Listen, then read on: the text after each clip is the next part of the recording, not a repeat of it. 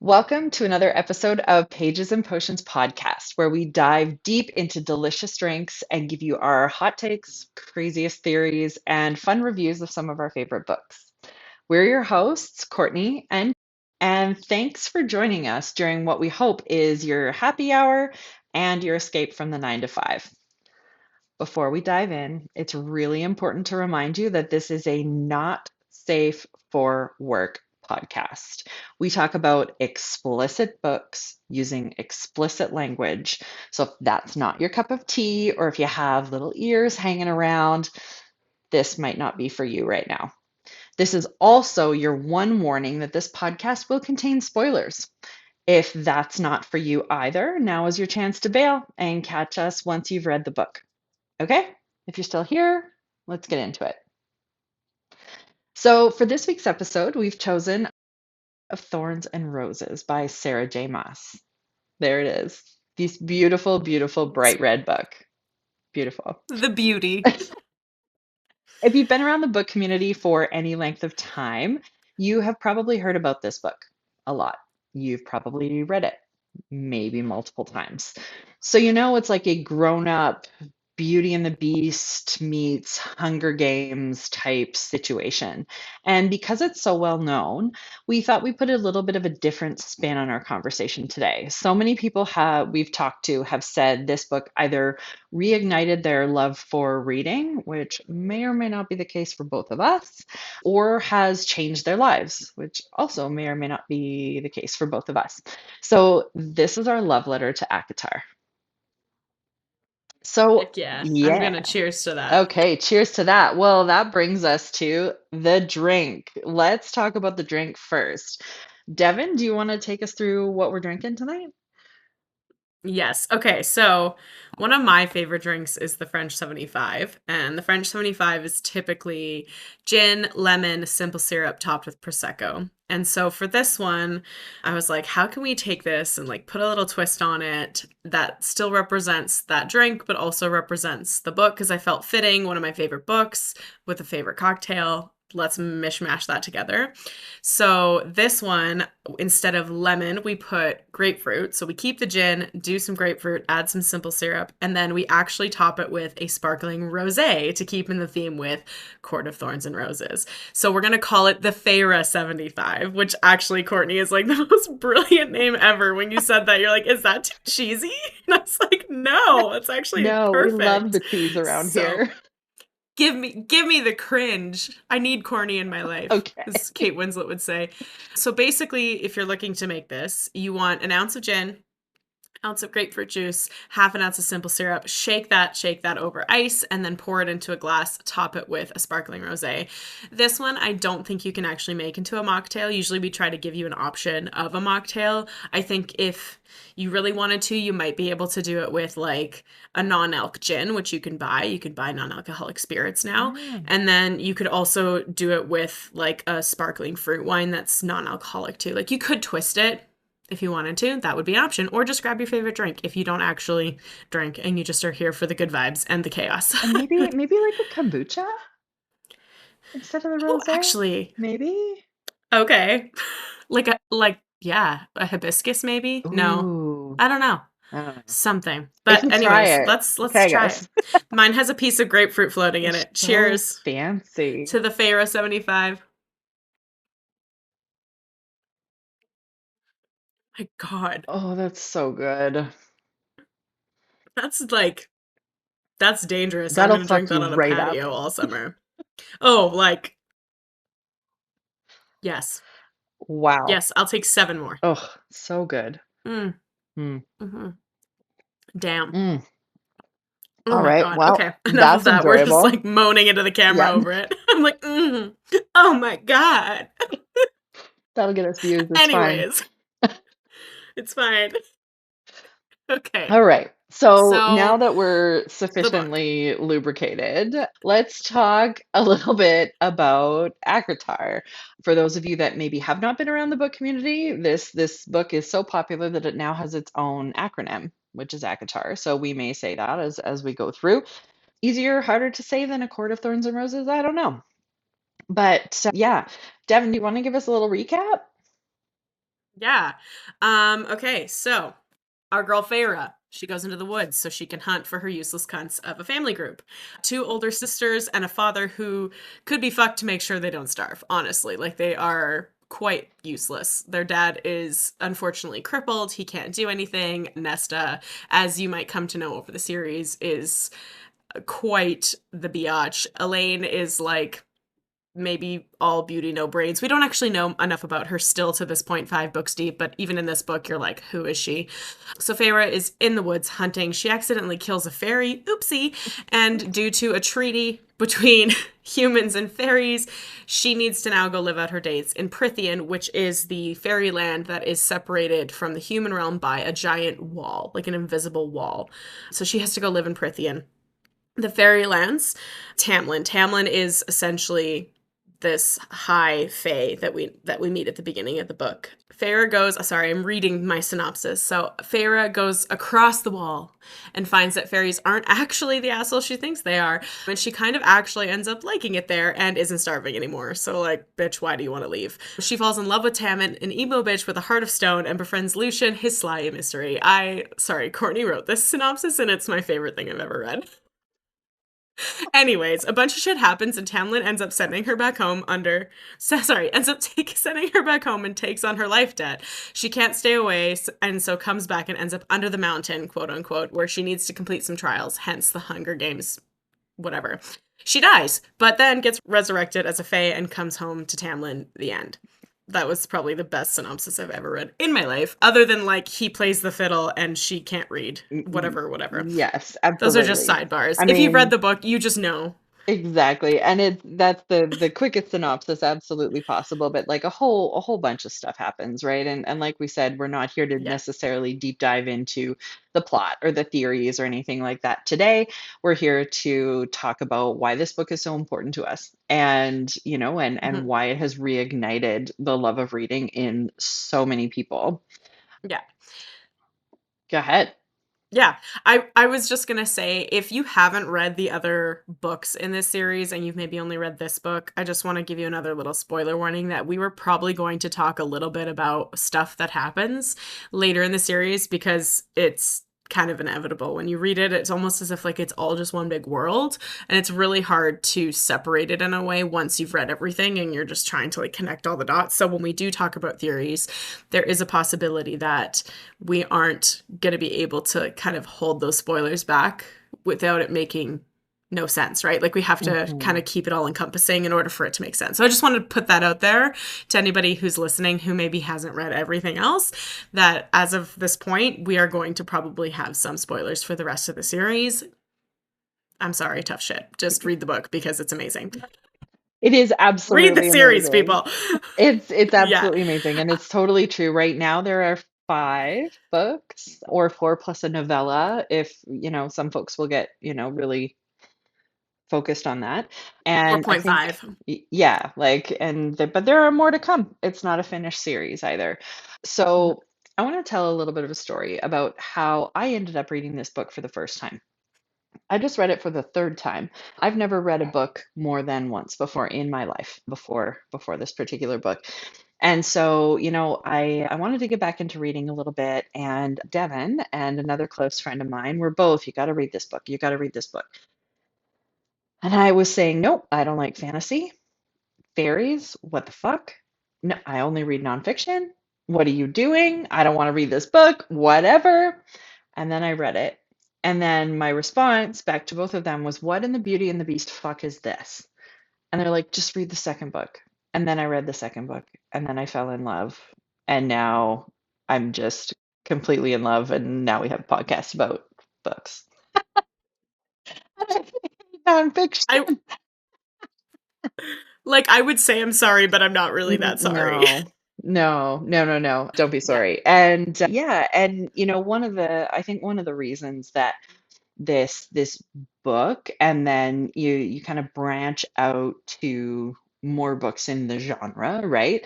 I think why it resonates with so many people, so many women especially, although men like it as well, is these are the heroes, the female heroes that we needed when we were kids that we never had, right? It was always the man coming to save the day and the man doing the things and the man saving the princess and all of this stuff.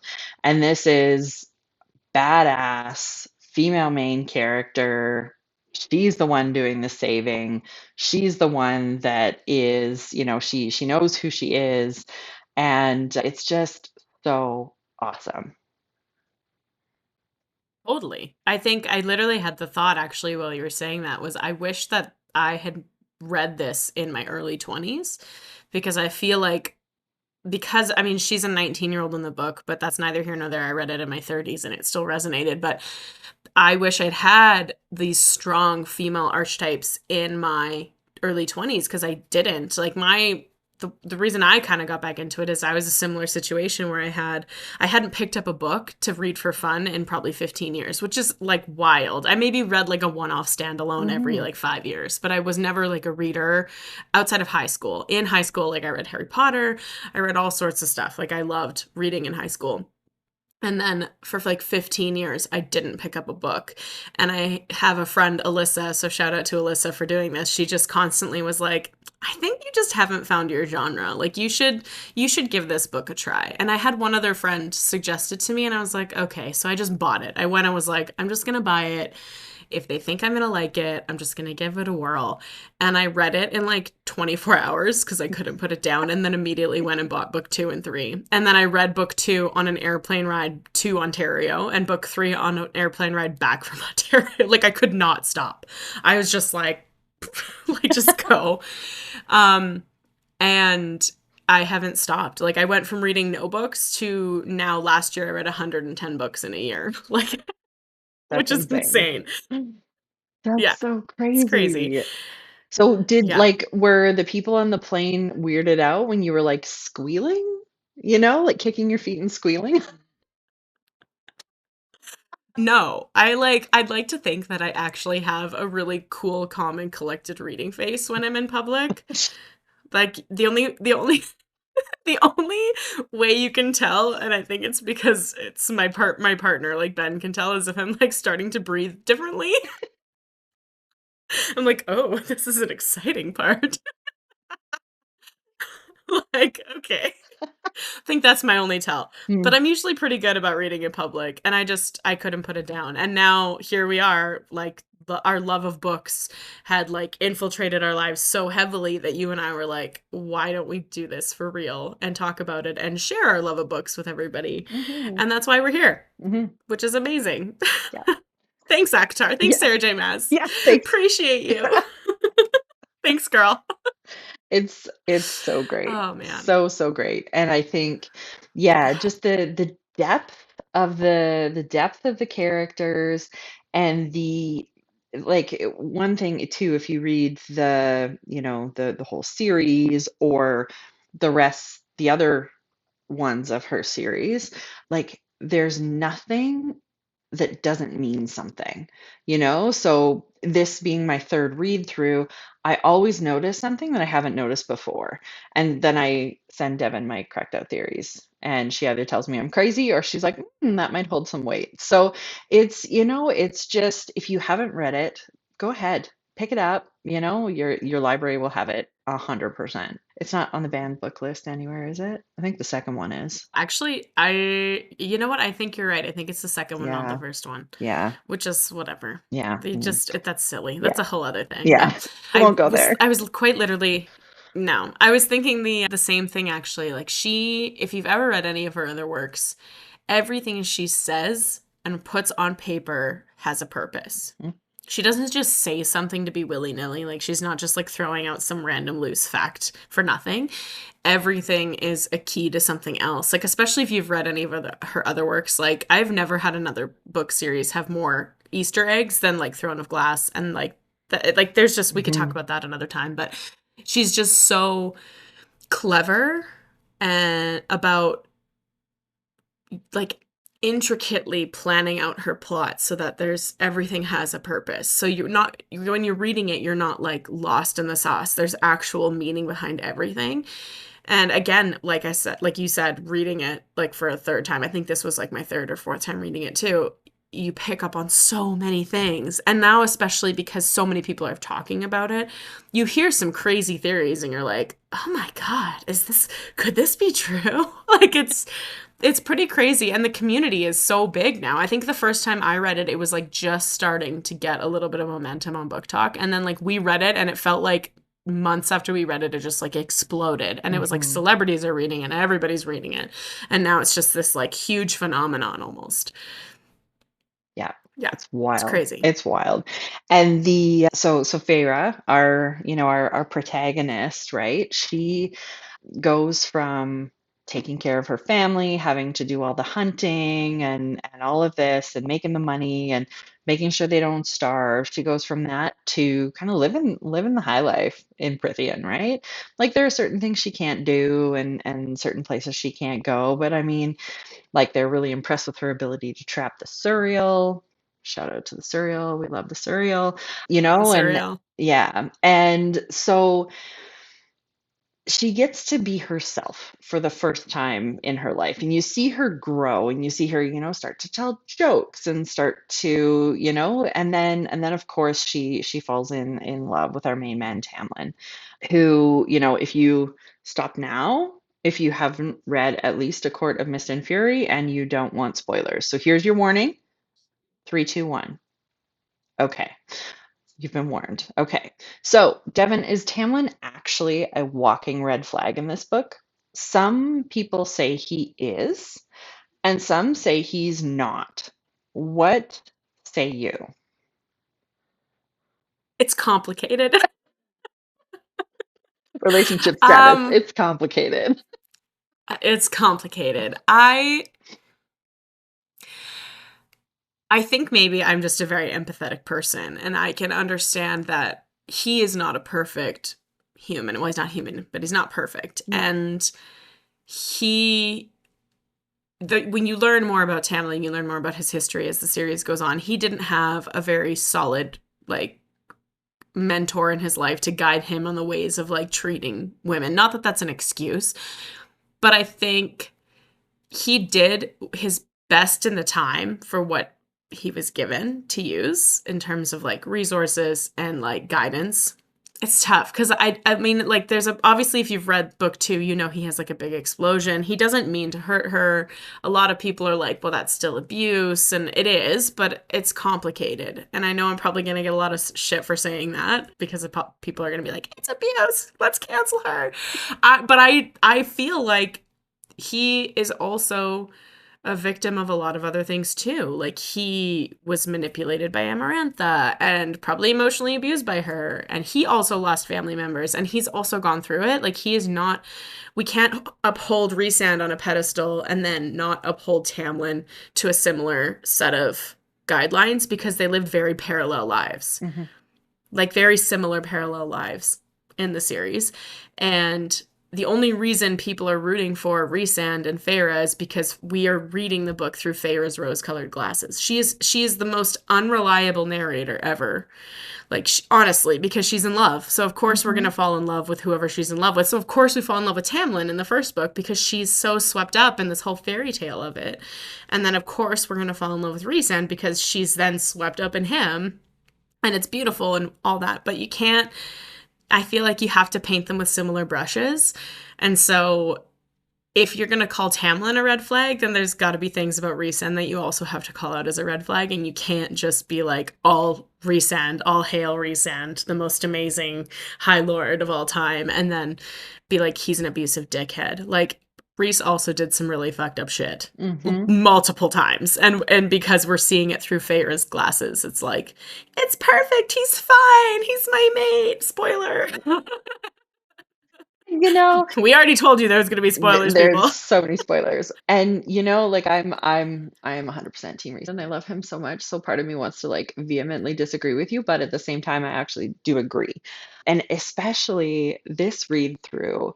And I knew this in the last two reads, but this time it really hit me was how like one of the things like Feyre doesn't like it when people keep things from her, right? And we learn throughout the book that the part of this curse that has been placed on all of Prithian, but specifically the Spring Court, is they can't talk about what's happening. They can't talk about Amarantha. They can't talk about what's happening under the mountain.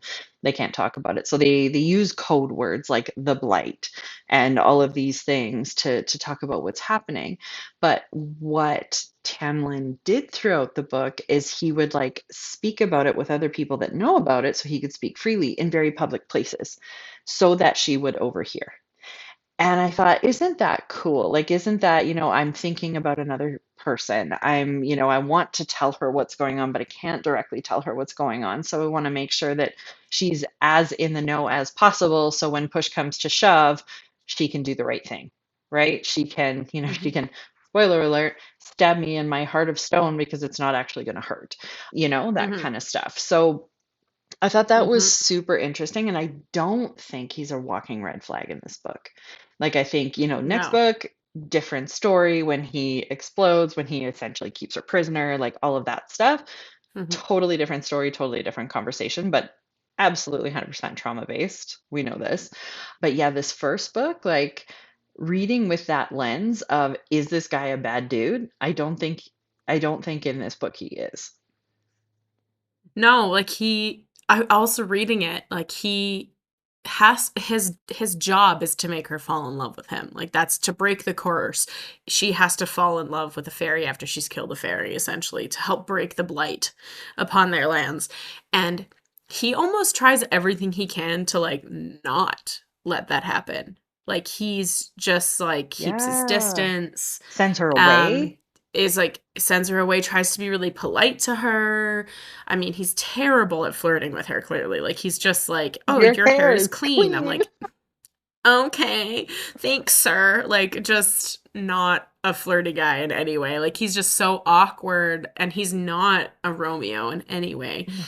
And I think I would read that as more like, I don't know, like he's just not, maybe he's trying to be polite, but he's just not even trying anything. So to me, it's like if he's not even trying anything, how can he be a red flag if he's like trying to keep his distance and he's trying to not let her fall in love with him? Like I think he still wants to save his people, but he almost feels like why would I put someone through this when it feels almost false? Yeah. Because it's for a reason. It's not because you love me. It's because I have to break this curse. So I don't think he's a red flag in this at all. And even in book two, like I think he's a complicated person or a Mm. complicated being, and it's not, like I said, it's not fair to paint him with one brush and then paint Rhysand with another when we see it all through Feyre's eyes. Hmm. It's complicated. It is It's so complicated, and complicated. I'll probably get a little flack for that, but I don't really So care. fight Devin in the comments. Address address your Biff bap. comments to her. I'm ready for it. Okay, okay. Could be could be good. Could be good. Okay. So when Feyre kills the wolf that she thinks is a wolf, but is actually a fairy and kind of kicks off as the catalyst to the whole thing happening, she sells the pelt because, she's got to sell things to make money for her family so they don't starve. She sells the pelt in the town square, the market situation, to a mercenary. We meet this mercenary for like a couple of paragraphs. This person is described as very, very large, which makes me think that maybe they're Fae. And, but it, she's never mentioned again, ever. And so, what's your theory on who the mercenary is? When I first read it, I thought maybe it was going to be a character that was going to come back in the series. Yeah. Now, and this is just a general spoiler for all of Sarah J. Maas. Now that there's like we're going to call it the SJM multiverse. Now there's a multiverse situation happening where there could be other characters from other things happening here.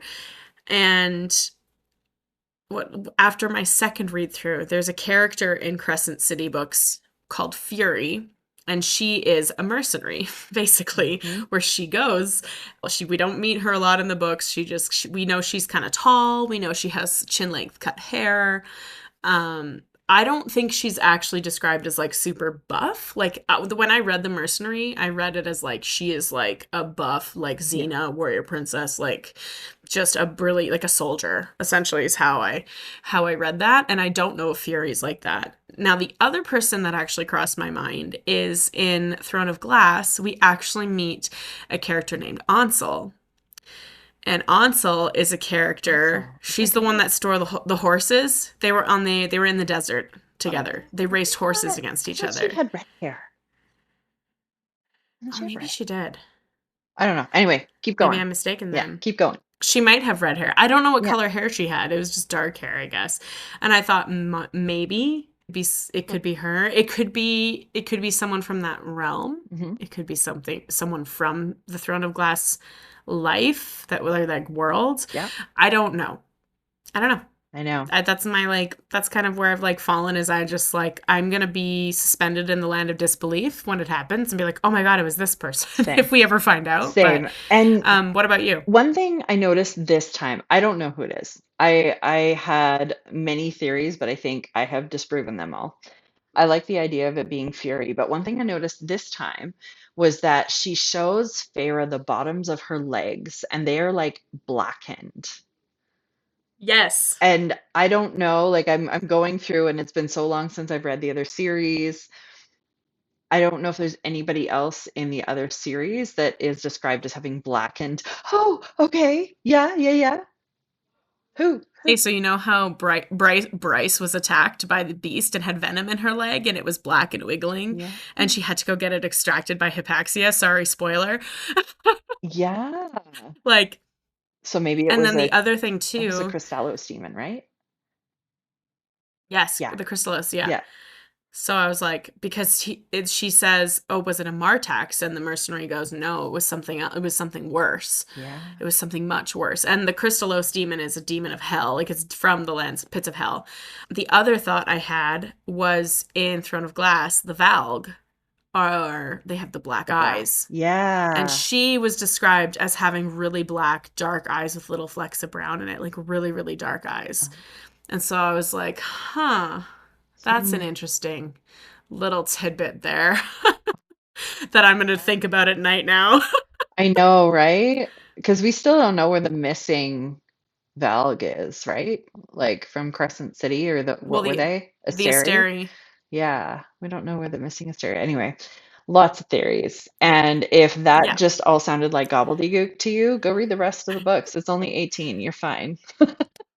Yeah, literally. Go do it. Go do it. It's so good. Okay, all right. So let's talk One about of the us. spice. Let's talk about the spice. So, what's your rating out of like 5 tequila shots? What do we think about the spice in the book? Like one. Yeah, really? Honestly, like Yeah. it's very vanilla. It's very not very well described. Not sorry, I shouldn't say not very well described. It fits the overall vibe of the book because it's very like fairy tale. This whole book is very much fairy tale until we feel like a very like serious shift into a different territory. Almost like it's almost like the genre of the book itself just like shifted. It went from being Yeah. like fantasy romantasy to then like almost like dystopian Hunger Games and you're like, "What?" Yeah. It's one of those Yeah. weird shifts. So I think in terms of like the fairy tale, it's very like bubbly and like not super deep. I would give it one. Like in terms of like the smut that I've read, she gets like a little bite on the neck. There's a little bit of dick down in there, but But that's about it. it's not that's about it. It's like not described in super intense detail. So I'd give it a 1 out of 5 I would tequila agree. shots. I would agree. And there's a little bit of spice, not a lot. It fits where it is, but then again, reading it back this time, I'm like, it felt a little rushed. But then Yeah. again, it's like right before he's sending her away, so of course that's it makes sense, right? So I don't know, like when I was reading it, I was like, oh, I don't know if I actually really love this. Like, because it's like goodbye bang, Like but at the It's same it's time, it fits. It's rushed because he's under the timeline to get her to say I love you. Yeah, That's why it's right? rushed in a way. Like yes, they've built a little bit of a foundation. Like one of my absolute favorite scenes in the book and it has nothing to do with them sleeping together is they go and they swim in the lake together Oh yeah. at night. They Yeah. swim in the Starlight Lake. And it's just like, see, that's, to me, that is more sexual and sensual of a Intimate. description of their kind of Yeah. like romance than the scene where they actually have sex. Yeah. Like this is just so intimate. And it's so beautifully written. Like you can see it in your mind and you're like, I want to go swim in a pool of starlight. Like that just Right? looks, it's just You can almost feel magical. it. Like when she talks about like it running through her fingers and how silky and like you can almost feel it. Yeah. Yeah. Yes, and well, and it's them dancing at. It's not Cal and Mai. It's the other. The other one. The solstice. Yeah. Yeah. Yeah. Is it solstice? Yeah. Yeah, and they're celebrating, and she's like drunk a little bit on fairy wine and having fun, and like just finally probably feeling free for the first time in her life ever. Yeah. And he's a part of that because he's allowing her to feel safe enough to do that. Hmm. And which is also why I don't think he's a red flag in this book. Like he's also giving her a lot. And I think people are discrediting him because of like his one blow up. Um, Again, I'm probably getting a lot of hate for that, but I don't care. Again, Whatever. fight Devin But in the comments. I'm ready. Yeah, it was rushed. It was rushed. But at the end of the day, it fit the overall vibe of the book Hmm. because we obviously know that this isn't her forever. So it was like it did kind of fit their relationship, if you want to Totally. call it that. Yeah, yeah, I think you're right. I think you're right. Like it, yeah, definitely the spice was like a one tequila shot out of five, but it fit. Like it wasn't, it wasn't, it didn't need to be a five in this book. I think if it was a five in this book, it wouldn't have been quite right. It wouldn't have been the same. No. No. So what about your book rating? Would we recommend this book to Ugh. other people? You could just call me the leader of the cult. Yeah, I think I truly think that I've convinced probably like 10 different people to read this book. yeah, Yourself included. yep. We have a couple mutual friends that we've convinced. My mom read it. She's also given it to other friends who've read it and are like, Devin gave me this book. And I'm like, oh God. But you know what? I don't regret it. I think if I had to rate it out of 5, I would probably give it a 10 because Mm, it's so well written. And there's lots of people that don't like it, and that's totally fine. But I think if you go into it thinking of it as like a gateway drug to your reading life, and if you were a person like me who didn't pick up a book for 15 years and you're just like, what do I even like? Am I even going to like this? And you want something to relate to in the sense that, you want a strong female main character and you want a little romance and you want some adventure and world building. I think it has all the things that you need in order to expand your reading horizons. mhm. And I would recommend this book again and again and again. And I have people say like I read it and I hated it and I'm like, well, you hate fun, so that's fine. And you're wrong. Yeah, exactly. Yeah. And same, like I would give it a 5 out of 5 for sure. And I think like it's an easy read. It's well written, but it's an easy read. Like some Mhm. books that you pick them up and people say, "Oh, this was so wonderful," and blah blah blah, and you pick it up and you can't even get into the language because it's almost Mhm. like its own language and its own cadence and things like that. Like this is just it's easy to read. It's it's well written and everything is so well described and the pieces fit together. It's yeah, it's perfection. And same thing. Like I've Yeah. recommended it to so many folks and yeah, the people that don't like it are wrong. I was gonna say, I think the biggest reason why. So when the first time I read it, I really liked it, but I don't think it's not my favorite in the series for lots of reasons. But I think it's one of the most interesting in the series because, like I said before, because it's so fairy tale. Like it's like you said, what the fuck is this Beauty and the Beast shit? Mhm. Which like I have a whole other theory about that, but that's for another day. It really, when it shifts to her going under the mountain, I'm like, what am I reading right now? Like I know. it takes such like a hard left turn that you're like, I have no idea what this book is about now. Because you Hmm. go on thinking it's a romance, it's a fairy tale, And then it gets really fucking dark. And you're like, am I reading a dark fantasy? Yeah. Because she's like in prison. She's like fighting a giant Midgard worm and covering herself in like dirt and shit and trying to fight this thing. Like, it's like, And breaking bones it's, and like and half breaking bones and dead. bargains. And Yeah. like, it just really took, like, the last 200 pages of the book, you're like, what the fuck? Like, it just Mhm. took such a weird turn, but it's such a great turn because I think if she kept it as like, it's a little fairy tale woo woo, I was like, I don't know. But it kept me interested enough that I was like, oh, I need to read the next one because I Mhm. want to know where this goes because it took such a crazy turn Yeah. that I know a lot of people can't get through the fairy tale shit. So they're like, I'm not going to like this. And then they actually get to it and they're like, oh, okay, this got Yeah. interesting. Yeah. Exactly. So maybe Exactly. give it a chance. Yeah. Yeah. Give it a Yeah. chance. Exactly. And if you read one, you got Yeah. to read two. That's my rule And three. I when would I say recommend it. I'd say if you're gonna do it, just commit to all the first three if you're really gonna just read two, Yeah. like one and two. Yeah. And at some point we will probably talk about book two because I have a feeling it's both of our favorites for Maybe. many reasons. Maybe. Maybe. It's Maybe. so good. It's yeah. Oh, Just go. Just get it. Just read it. yeah. Just do it. One of us, Just do people. it. One of Just us. do it. Okay. And what do we Yeah. think about the drink? Does the drink fit? I think so. Yeah. It's like fruity and spritzy, like a spring cocktail on a patio in the garden with the grapefruit. It's kind of got that little bit of bitterness to it. Yeah. So It's it's got all the about how hard kick of her the life is gin. before. Yeah. It's got the kick of the Yeah, like a gin. little spruce, Yeah. little like the forest, like she's hunting, but it's still like bright and like, yeah. And that rosé was Perfect. delightful in there. Yeah. Plus rosé roses. I think it fits the vibe. I think like a 5 out Yeah. of 5. Yep. It's delightful. I would have this again. 100%. I might go make myself another one I'm when going we're to done. have another one Yeah. when we finish this. Just Yeah. yeah. I Just still have half a bottle of prosecco or rosé. yeah. Yeah. Exactly. Okay. And so what is your recommended order for reading the Moss verse? Like we have talked about there are I think 18 books now across three different series. They are all, spoiler alert, interconnected in some way. What's your recommended order? Okay. The order that I personally read them in is I don't know if that would be the order that I would recommend it in, but I just read it because I didn't know any better and was like, I'm just going to read it. So I actually read all of the ACOTAR Thorns and Roses series, so all 5 books. Hmm. And then I read Crescent City. And at that point, there was only 2 Crescent Cities out. So I read Crescent City 1 and Crescent City 2. Hmm. And then I read all of Throne of Glass. And then Crescent City 3 came out. I think what I would recommend doing is reading ACOTAR, Hmm. then reading Throne of Glass, then reading Crescent City.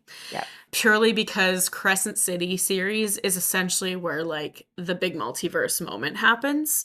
Whereas like in ACOTAR and Throne of Glass, there is a little bit of like playing off each other a little bit of flirtatiousness, a little bit Little of Easter mingling. eggy. Yeah, Yeah. and then Crescent City's like full, like they are joined, they are one Yeah. together. So in a big way. Like I'm not gonna spoil it for those of you who haven't read it yet, but like there's a big merge there. So I would recommend doing, especially if you're like just trying to dabble into reading and you don't even know if fantasy romantasy is your vibe, Hmm.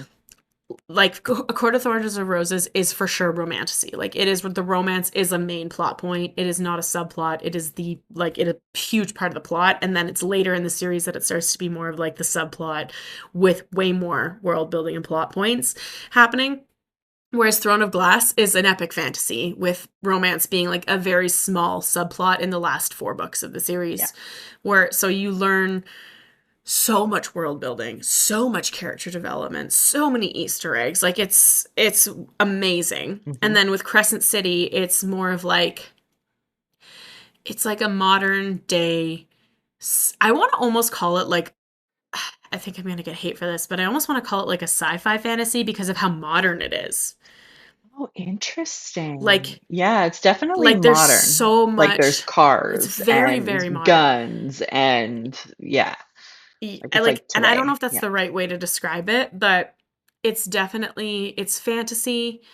I read the first book like it's a murder mystery book because it kind Mhm. of is a murder mystery book. So it's kind of like got a little bit more veins of different genres in it. Whereas like Throne of Glass is epic fantasy, Yeah. ACOTAR is romantasy, Crescent City is kind of just like a mishmash of a couple different genres. I think if you're like baby stepping your way into it, start with A Court of Thorns and Roses. If you're really not into that, then definitely do Throne of Glass first.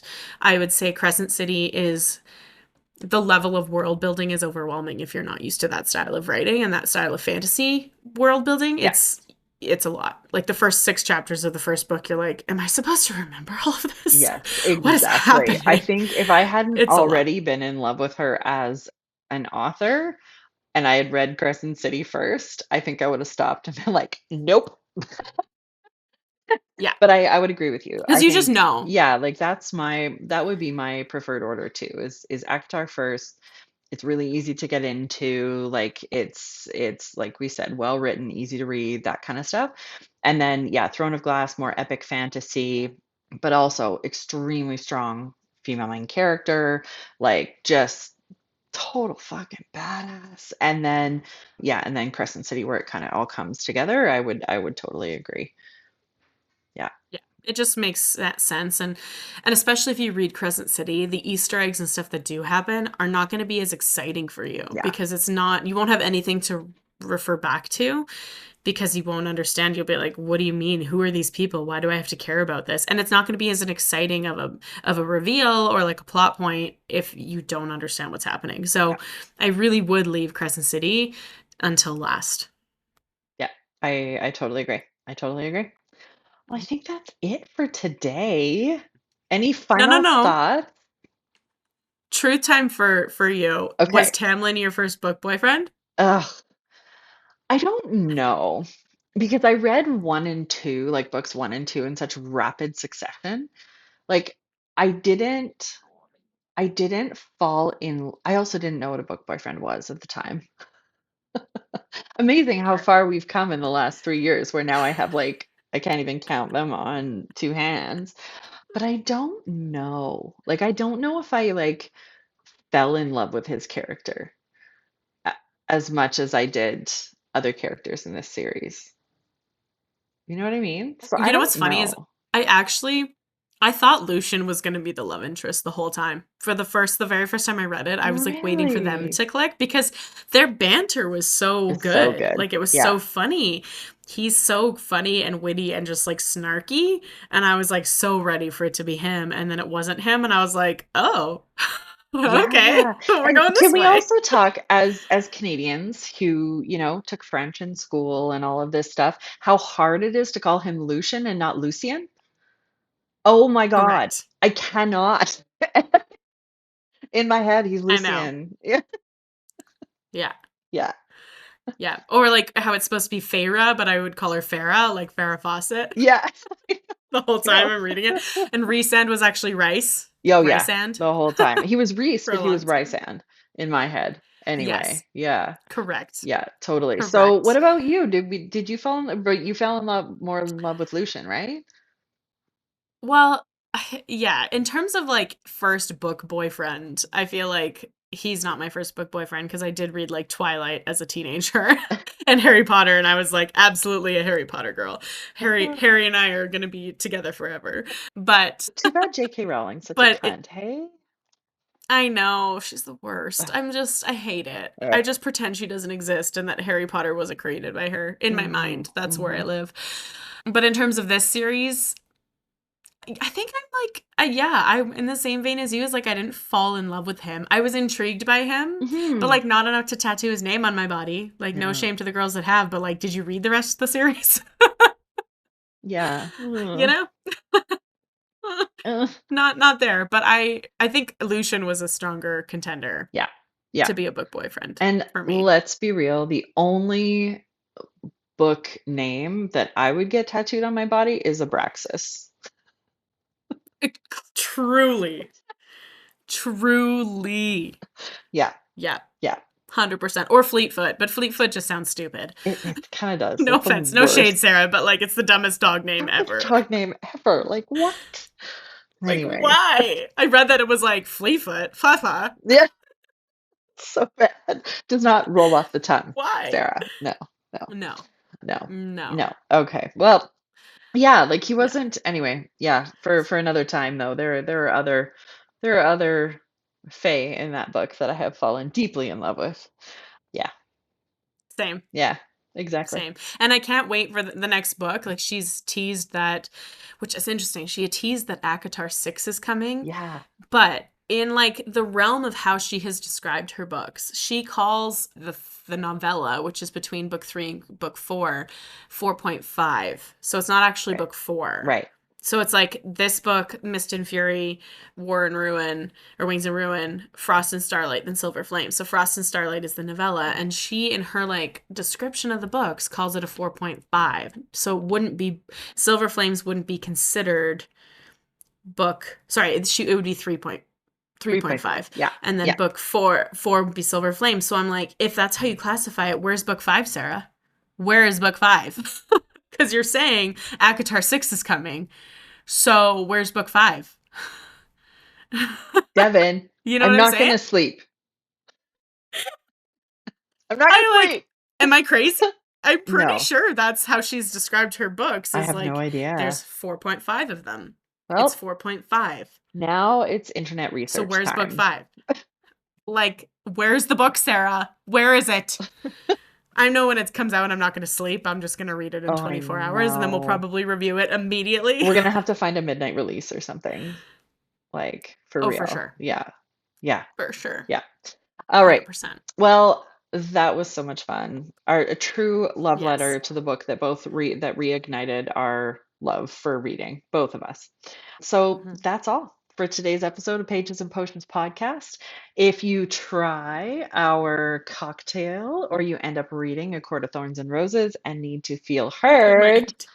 cheers. Tag us. I'm empty, so Uh, I've yes, still got tag a little us. bit. Yeah, tag us, That's comment okay. on Instagram or TikTok, Pages and Potions podcast on Instagram, Pages and Potions Po on TikTok. Let us know what you think. Oh, Po? please. Yes. And follow us, because like we are pretty cool, we think. Yeah, So we're really fun.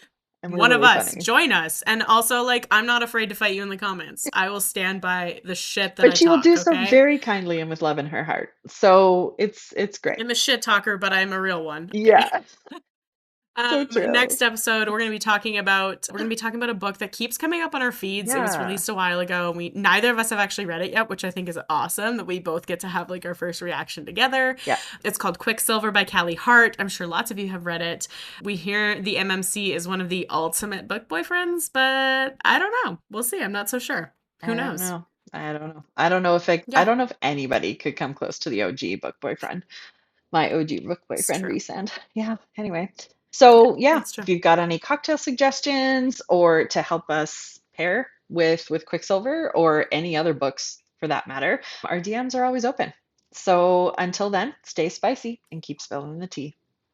Cheers. Thanks for joining us, everybody. Clink. Bye.